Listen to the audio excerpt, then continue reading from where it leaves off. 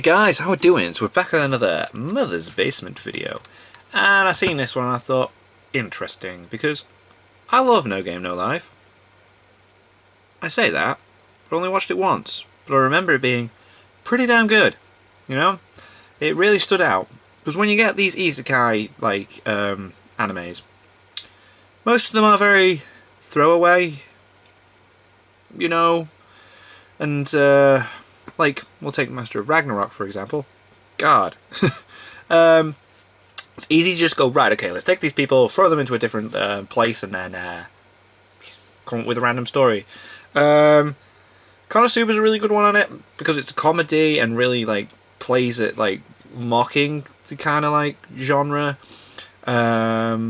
And then you've got Overlord, which is doing really well at the moment, because, God, the world building in that is just amazing. It's not just focused on the character. And then you got No Game No Life. And I feel like No Game No Life works because the characters are really interesting. Like, if you've got really interesting characters that draw you in and you care about what they're doing, really, like, invests you in the story and when you can continue. That's just my little thing. God, my intros are awful. I can't wait to start doing scripted stuff in the future where I'm, like, actually discussing anime. But until then, why do we love No Game No Life? The king of trashy isekai anime. We've seen countless isekai or other world had to shows mention over Sword the Art years, Online, most of which are utterly disposable escapist power fantasy garbage with dull, overpowered heroes. Just this season, we've gotten the forgettable In Another World with My Smartphone, and the laughable Knights and Magic, which has maybe the worst grammar I've ever seen in an anime title, and that is saying a lot. On the rare occasion that one of these shows manages to be actually good, it's almost invariably something that subverts the inherent escapism of the genre, either by subjecting the escapee protagonist to humorous work-life drudgery a la Konosuba and The Devil is a Part-Timer, or by making the new world much, much worse than our world, like Now and Then, Here and There. All of these shows use the trappings of isekai stories to explore an important and widely resonant message, that the things that make us human are universal, and that no matter where you go, the day-to-day struggles that you experience are part of life. This idea grounds their plots, making them a lot more relatable, and making their other ideas more applicable to the real world. No Game No Life is different. Its sibling protagonists, Shiro and Sora, are basically unbeatable, and it unapologetically revels in fan service, a lot of which involves the 11-year-old Shiro, who, of course, has a huge crush on her big brother. Which is weird. It constantly panders to otaku, with references nested within references, and it's not shy about saying that its fantasy world is explicitly better than the real one. On a surface level, No Game No Life is more or less the epitome of trashy, indulgent anime. You'd expect that to make it popular, and it is. It's the 11th most popular anime of all time on MAL, but it also is widely acclaimed. Its My Anime List score is above Clannad, Toradora, and the original Full Metal Alchemist, which puts it comfortably in the realm of the all-time classics. The only higher-rated ecchi series is Shokugeki no Soma, and the only higher-rated isekai series is Re:Zero, which we'll talk about soon enough, but that is very much a dark subversion of the genre. Yeah, so it is. What is it about No Game No Life that allows it to indulge in these trashy tropes without coming off as trashy and exploitative itself? Yes. Why is this show so much better than contemporaries like Sword Art Online, and how did it become the de facto king of the isekai genre? No Game No Life's inventiveness is probably the most obvious aspect of its appeal. Instead of whisking its characters off to a generic fantasy world that differentiates itself from 90 billion others with an overcomplicated magic system and maybe one unique-ish race, No Game No Life takes Shiro and Sora to a world that feels truly distinctive and alien, which is not a knock against overcomplicated magic systems or cute, unique-ish races. I fucking love those things. On Disboard, violence of all kinds is impossible. Yeah, you're not allowed. Everything from wars between nations to petty squabbles between neighbors is settled with games. The world operates according to 10 pledges which govern how these games are played and are as immutable as the laws of physics themselves. So if you lose something in a bet, reality itself will take it away from to you. enforce it. What's really impressive is the attention to detail that goes into maintaining the integrity of this world, something that extends to even how No Game No Life delivers jokes. While the series goes nuts with its ecchi tropes, no matter how pervy Sora might get, Steph never slaps him, because she can't. Violence is physically impossible on Discord. I'd admire the show for simply sidestepping the obvious joke, but it goes a sidestep beyond that and uses it to enhance its world. Even when it comes to silly jokes and references, the show rarely breaks its own reality. When it goes for a Phoenix Wright reference, we don't just see characters adopting Phoenix Wright poses for no good reason, like we do in Haruhi. Instead, Sora intentionally plays Phoenix Wright music on his phone when he objects in a courtroom. The reference, like the music, is diegetic. It comes from within the story. The show is packed full of references, not just because otaku eat that shit up, but because Shiro and Sora are otaku themselves. Yes, it's part of their characters. Situations in order to say lines and do things that they remember from their favorite games, anime, and movies. Almost every joke pulls double duty in advancing the plot or informing us about the characters in some way, which doesn't take away from the humor at all. In fact, I'd say that No Game No Life is all the funnier for how it leans into gags and makes them part of the story. It's great. Gradually losing her clothes and her dignity to Shiro and Sora over the course of episode 5 is hilarious, and the show can keep the joke going without ruining its pacing, because the joke also hammers home the theme of a game's outcome is determined before it begins. Even the show's distinctive candy-coated art style, which is gorgeous in motion, serves double duty as a reflection of how Shiro and Sora see the world. In the brief glimpse we get of Tokyo outside of their darkened room, the city is rendered in dull, muted tones. And when the two are separated in episode 9, we see the color drain away from Discord until Shiro regains hope of finding her big brother. So when we do see visual incongruities like the siblings suddenly wearing Paz and Sheeta's outfits from Laputa, or menacing sound effects popping up as they paraphrase JoJo, or a Nico Nico Doga comment feed taunting Izuna's grandfather after Sora disses him, we understand that it's because that's how they're seeing the situation in their heads. Conveying Blank's frame of mind through the style of the show goes a long way toward making them feel sympathetic. Despite being effectively unbeatable when it comes to playing games, and therefore almost immune to danger within the world of Discord, Shiro and Sora remain endearing, where similarly overpowered protagonists like Kirito, Nisan, and Ernesti gradually become totally insufferable. It helps that everyone they face cheats in some absurd way, which means that their victory is never assured because the games are never entirely fair. The other big factor that gives these characters their appeal is their weakness, which totally plays into the show's themes of weakness being strength. Sora has a knack for reading other people and playing mind games, but he can't hold a genuine conversation to save his life. Shiro is incomprehensibly brilliant, but she's emotionally withdrawn and weird in a way that would make most kids her age and even adults uncomfortable. When separated from each other or walking in public, the pair become nervous wrecks. Unlike, say, Kirito, who we're told is socially awkward, but who we see making friends constantly, we can easily understand why Shiro and Sora would struggle in the real world, and even why most people wouldn't like them. Hell, if we weren't seeing the world through their point of view, we probably wouldn't either, at least not at first before we get to know them. Like Konosuba, No Game No Life has a biting sense of humor, but it's careful to never be overly mean-spirited. If something bad happens to someone, usually Steph, they generally bring it on themselves, and while Shiro and Sora might take advantage of that, they never actively seek to hurt other people. Striking this balance allows us to like the characters and care about what happens to them. It allows No Game No Life to have somber moments of genuine drama and still totally work. Episode 9,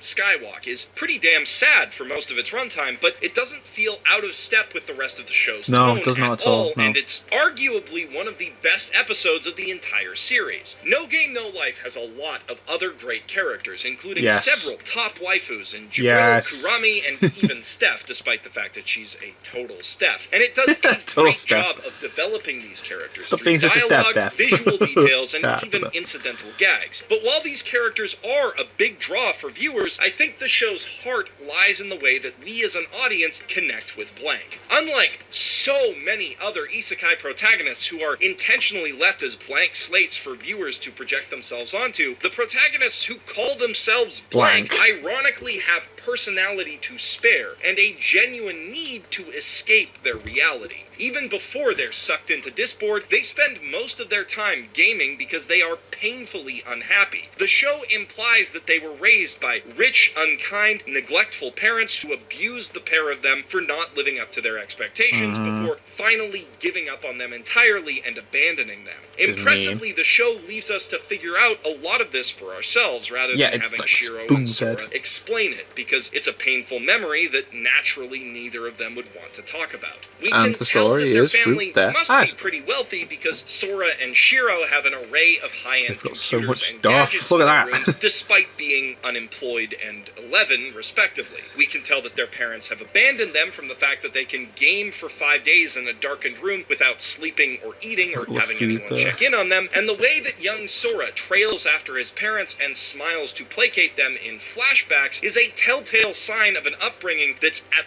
least overly strict. Volume 3 of the light novel expands on this a bit further. When Kurami is given Sora's memories during their Othello game, she exclaims, "How can you remain sane after all you've been through?" Which is an important piece of characterization that Madhouse arguably shouldn't have left out of the show. Yeah, it's been an odd one. Why keep that out? They add a lot of other visual details in, and they really take advantage of the animated format. There's actually a lot of interesting, even enlightening stuff in the light novels that was left out of the show for time. Enough to easily fill a future Adapt or Die video when I get around to writing one, but for now you can read the books for yourself if you don't want to miss out on all that literary goodness. Kadokawa's ebook store, Bookwalker, has all of the No Game No Life light novels for sale up to Volume 6, and I honestly can't think of a better way to read them. The Bookwalker app makes it super convenient to pop out your phone and plow through a chapter or two on a commute or even on a flight to your next con or vacation when you don't have internet access. It is summer after all. Speaking of summer, if you buy any volume of No Game No Life before August 8th, you'll have a chance to win one beautiful PVC figurine of Shiro in a swimsuit that's worth $150, or one of 10 gorgeous posters from the new movie No Game No Life 0. If you use the promo code BASEMENT at checkout, you can get a 600 yen discount on that, so the first volume you buy will cost you just $2. And as a bonus, you'll be entered to win one of 2 extra posters that Bookwalker is giving away exclusively to viewers of Mother's Basement. And as long as you do it before August 8th, if you buy anything else on the store, you can still win one of those posters.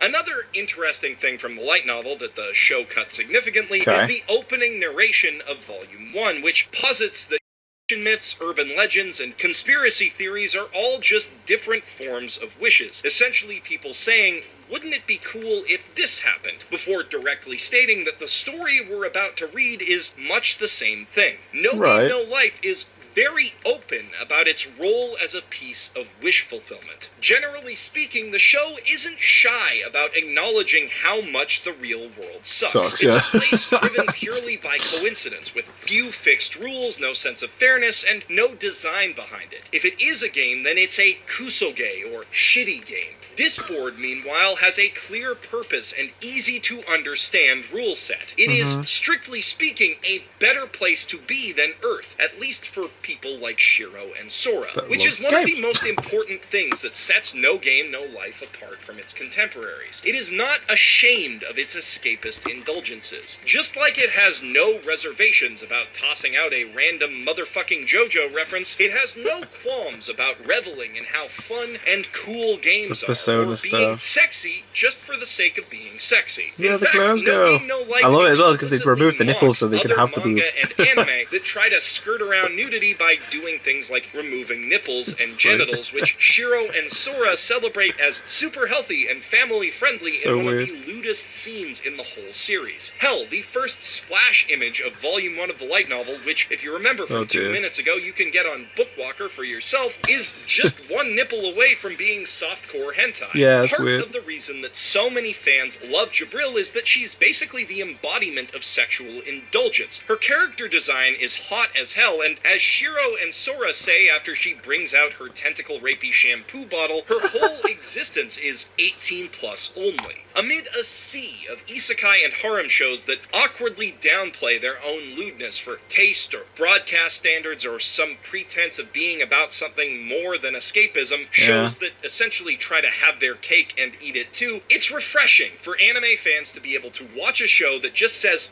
fuck that, let's have some fun. Now, the kind of fun that No Game No Life wants to have can be off-putting for some people. I've seen a lot of reviewers and commenters say that they find the explicit sexualization of the 11-year-old Shiro to be gross. And it kind of is, but the context the show frames it in takes a lot of the edge off that. It's really important that Sora isn't attracted to Shiro at all. He thinks she's cute, he loves her, and he wants to protect her because she's his sister, but he actively avoids looking at her in a sexual manner because she's his sister. Because there was a bit with the phone, weren't there, where he's like, has a healthy interest in Steph, and sometimes Jabril, before he remembers that she's batshit crazy. The show wisely avoids asking us to empathize with a lolicon. Shiro's crush on her brother is one-sided, which makes it kind of endearing. Incest is nasty, but lots of little kids develop crushes on older siblings before they properly understand sex. And Shiro is weirdly mature, so it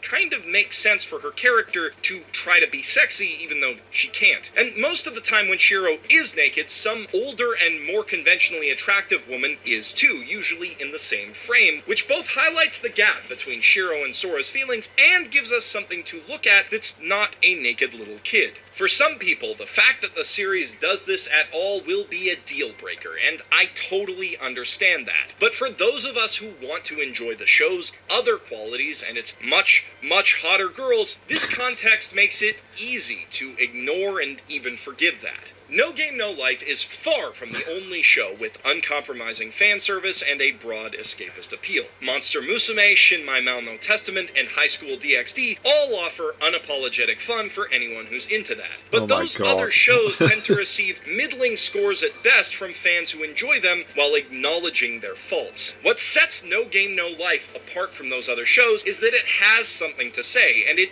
doesn't say it in spite of the escapist elements, it says it with them. No Game No Life is an exploration of the concept of escapism itself, and the message that it consistently puts forward is that if your life sucks, it's okay to find other ways to enjoy yourself. And if you don't know what to do with your life right now, it's also okay to goof off for a bit. It's right there at the start of the show. The 10th pledge is let's all play together and have fun. And this idea is consistently reinforced by the plot. At the start of the second arc, when Shiro and Sora are lazing about and Steph admonishes them for it, it turns out that they're only procrastinating because they don't have enough information to form a solid plan. Instead of they rushing need to know into what things, they're doing. They're biding their time and trying to enjoy themselves while they do it. And in the final confrontation with Izuna, the big emotional payoff isn't that they managed to win at Galgun, although the game was definitely exciting to watch and full of interesting twists and turns, but rather that Izuna, for the first time in a long time, had fun while she was playing a game. I'm not sure if it's exactly healthy for a show to actively champion slacking off and avoiding life's difficulties as a workable solution to them, but it's definitely a perspective that you don't see every day. And that, even more than the unique setting, really helps to make No Game No Life feel fresh and fun.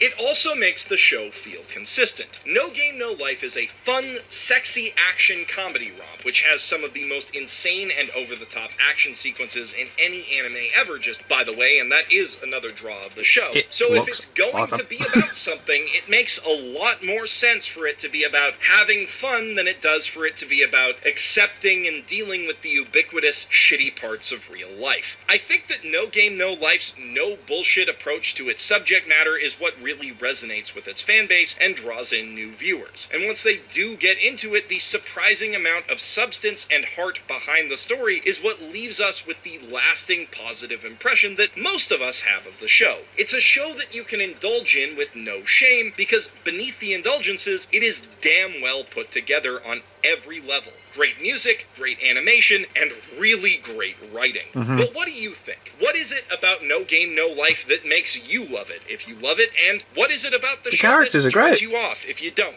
Let me know in the comments below, and while you're down there, I wouldn't be offended if you hit that subscribe button and maybe went over to my Patreon page to give me some support over there, like the fine folks you're seeing on screen right now. And if you really want to help the channel out, then I recommend going to global.bookwalker.jp and using the promo code BASEMENT to get 600 yen off any manga or light novel ebook that might catch your eye. When you do, remember that you will be entered to win one of 2 gorgeous No Game No Life posters, and if the light novel you buy happens to be a volume of No Game No Life, which is a really good way to catch up on the story past where the anime ends, then you'll also be entered to win another one of those posters and this beautiful figurine, which, man, I really want one.